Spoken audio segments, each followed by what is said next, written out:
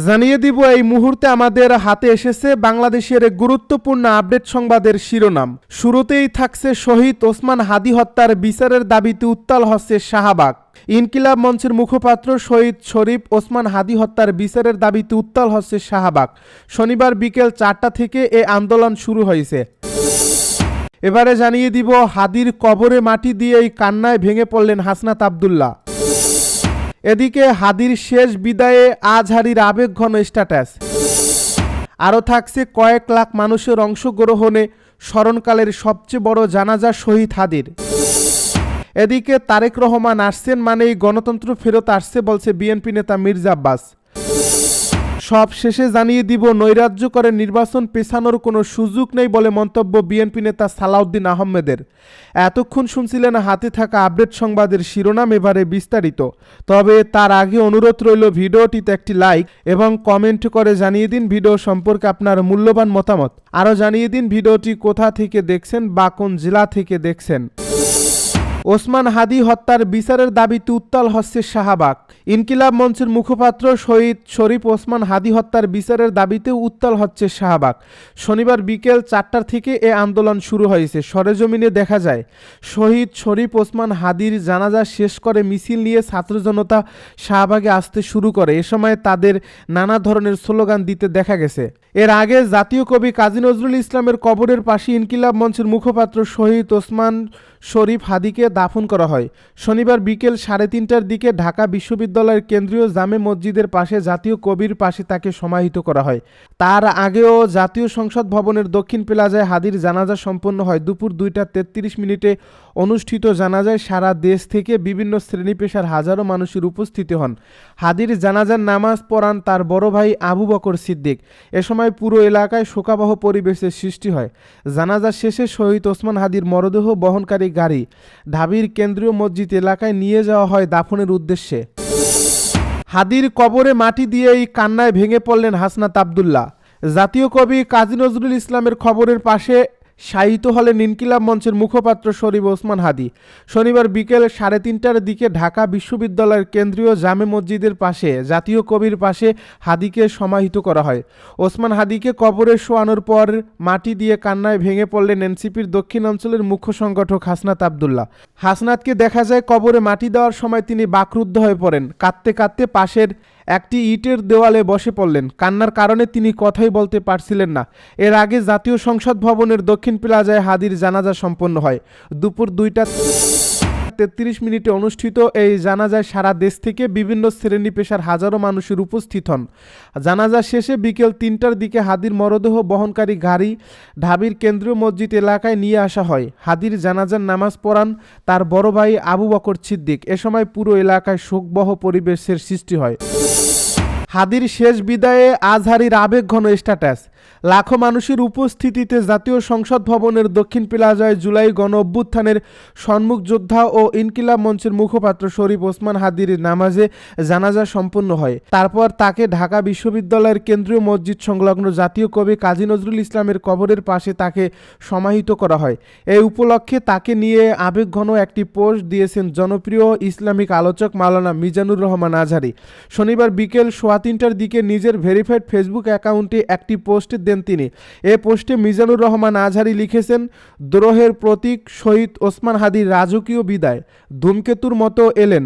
ন্যায় ও ইনসাফের বলিষ্ঠ কণ্ঠ হিসেবে গোটা জনপদে বিপ্লবের দাবানল ছড়িয়ে হঠাৎ রবের সান্নিধ্যে চলে গেলেন। নিশ্চয়ই আসমানে আমার ভাইকে এর চাইতেও বড় রাজকীয় অভ্যর্থনা জানানোর আয়োজন চলছে। তিনি আরও লেখেন, জুমার নামাজের পরপরই গুলিবিদ্ধ, আবার জুমার রাতেই শাহাদাত বরণ, পেয়েছেন কোটি মানুষের কান্না মিশ্রিত দোয়া।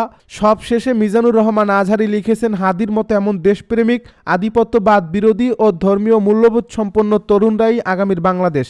শহীদের রক্ত কখনো বৃথা যায় না। ইনশাল্লাহ ওসমান হাদি বেঁচে থাকবেন সহস্র মুক্তিকামী মানুষের ভালোবাসায়। তারেক রহমান আসছেন মানেই গণতন্ত্র ফেরত আসছে বলছে বিএনপি নেতা মির্জা আব্বাস। বাংলাদেশ যে গণতন্ত্র শহীদ জিয়াউর রহমানের হাতে প্রতিষ্ঠিত হয়েছে এবং দেশনেত্রী বেগম খালেদা জিয়া যেটি লালন করছেন সেই গণতন্ত্রের সঙ্গে করেই তারেক রহমান দেশে ফিরছেন বলে মন্তব্য করেছেন বিএনপির স্থায়ী কমিটির সদস্য মির্জা আব্বাস। তিনি বলেন, তারেক রহমানের আগমন মানেই গণতন্ত্রের প্রত্যাবর্তন। দেশের জনগণ আজ তাকে স্বাগত জানাতে প্রস্তুত।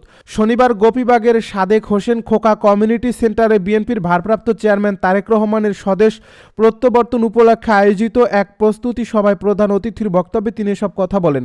মির্জা আব্বাস বলেন, যারা দেশের ভালো চায় না, দেশকে ভালোবাসে না, তারা দেখতে মানুষের মতো হলেও প্রকৃতপক্ষে মানুষরূপী শয়তান। তারা 1947 সালে পাকিস্তানের বিরোধিতা করছে, 1971 সালে বাংলাদেশের বিরোধিতা করেছে। এরা কখনোই দেশের শান্তি চায় না। কিছুদিন চুপ থাকলেও আবার তাদের নখ ও বীজদাঁত বিকশিত হচ্ছে। তাদের কার্যক্রম অত্যন্ত ধারাবাহিক। তিনি বলেন, গণতন্ত্রের সামনে অগণতান্ত্রিক শক্তি টিকে থাকতে পারে না। যারা ষড়যন্ত্র করছেন তারা সাবধান থেকে যান। প্রথম আলো ও ডেইলি স্টার সহ কয়েকটি প্রতিষ্ঠানে আগুন দেওয়া হয়েছে। এরা কারা? এরা জাতির শত্রু, এদের থামাতে হবে। বিএনপি নেতা মির্জা আব্বাস আরও বলেন, আমরা সরকারের সঙ্গে সাক্ষাৎ করে একাধিকবার বলেছি আমরা আপনাদের সহযোগিতা করতে চাই, কিন্তু আমাদের সহযোগিতা নেওয়ার চেষ্টা না করে বরং দেশ বিরোধীদের সঙ্গে চলছেন।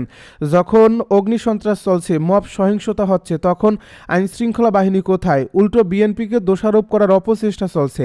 তিনি বলেন, বিএনপি এ দেশে বহুদলীয় গণতন্ত্র প্রবর্তন করছে, অথচ সেই গণতন্ত্রের নাম ব্যবহার করে কেউ কেউ মব সৃষ্টি করে জনজীবন দুর্বিষহ করে তুলছে। সরকারকে অবিলম্বে মব সন্ত্রাসীদের বিরুদ্ধে ব্যবস্থা নিতে হবে। কয়েক লাখ মানুষের অংশগ্রহণে স্মরণকালের সবচেয়ে বড় জানাজা শহীদ হাদির। কয়েক লাখ মানুষের অংশগ্রহণে জাতীয় সংসদ ভবন এলাকায় ইনকিলাব মঞ্চের মুখপাত্র শহীদ শরীফ ওসমান হাদির জানাজা অনুষ্ঠিত হয়েছে। এই জানাজায় অংশগ্রহণকারীরা বলছেন এটাই স্মরণকালের সবচেয়ে বড় জানাজা। জানাজায় অংশগ্রহণকারী অনেকেই বলছেন শহীদ ওসমান হাদির জানাজায় 7 থেকে 8 লাখ মানুষ অংশ নিয়েছেন।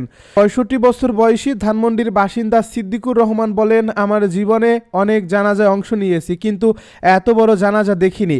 শহীদ হাদি স্বাধীনতা সার্বভৌমত্ব রক্ষার প্রতীক হয়ে উঠেছেন, এ কারণে এত মানুষ জানাজায় অংশ নিয়েছেন।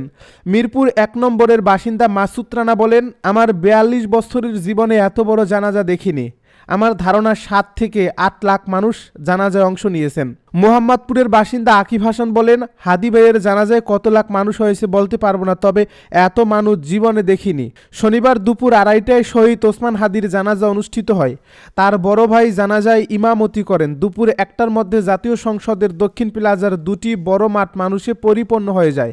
এরপর মানুষের উপস্থিতিতে মানিক মিয়া অ্যাভিনিউয়ের বিশাল রাজপথ ছাপিয়ে ফার্ম গেটের খামারবাড়ি আসাদ গেট পর্যন্ত পরিপূর্ণ হয়ে যায়। ওই দিন চীন মৈত্রী সম্মেলন কেন্দ্র পর্যন্ত ছিল মানুষ আর মানুষ। প্রধান উপদেষ্টা ডক্টর মোহাম্মদ ইউনূস সহ সব রাজনৈতিক দলের নেতারা জানাজায় অংশগ্রহণ করেন। জানাজার আগে শহীদ ওসমান হাদির ভাই যখন বক্তব্য দিচ্ছিলেন তখন লাখ লাখ মানুষ ছিলেন অশ্রুসিক্ত।